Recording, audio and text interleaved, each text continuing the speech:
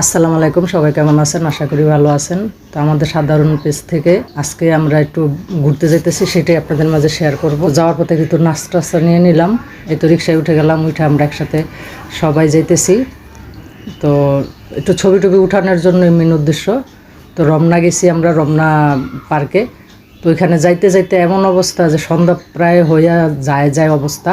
তো তাড়াহুড়া করে ওইখানে যাই, যে আমার বড় মেয়ে বড় ছেলে একসাথে ঢুকে গেছে মেলায়। এই তো এখানে হবু বৌমা এবং আমার ছোটো মেয়ে এবং আমার বোনের ছেলে, তারা একসাথে মজা করতেছে। তো ওই মুহূর্তে ওদেরকেও কাপড় চোপড় বাসা থেকে পরাই নিয়ে নেয় শাড়িগুলা।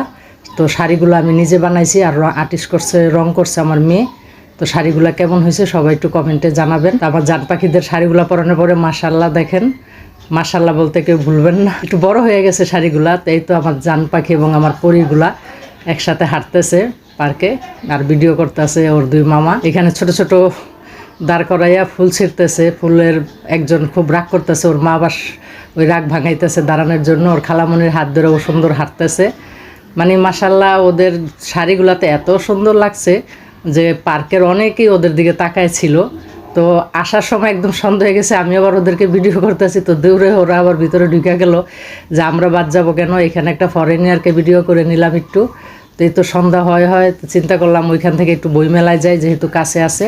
তা আমরা সবাই মিলে আবার একসাথে বইমেলায় চলে আসলাম। বইমেলায় ঢুকার সাথে সাথেই আপনার এখানে অনেকগুলো চুড়ি ঢুকার সাথে। তো চুড়িগুলো আমার কাছে অনেক ভালো লাগে, কাচের চুড়ি এবং অনেক কিছু ছিল, কিন্তু আসলে কেউ কিছু কিনি নেই আমরা, কারণ আমাদের এখানে যা আছে তা কোনোটারই প্রয়োজন নাই, এই জন্য আমরা আর কিনি নেই। তো তারপরে আমার হবু বৌমাকে বলছি চুড়ি পরো, তো আবার বড় হাতা ব্লাউজ পরে গেছে, এই জন্য আর চুড়িটা বলে যে না আন্টি আমি তো চুড়ি পরে পরতে পারুম না, চুড়ি বড় হাতা ব্লাউজ। আমি কেউ আচ্ছা ঠিক আছে।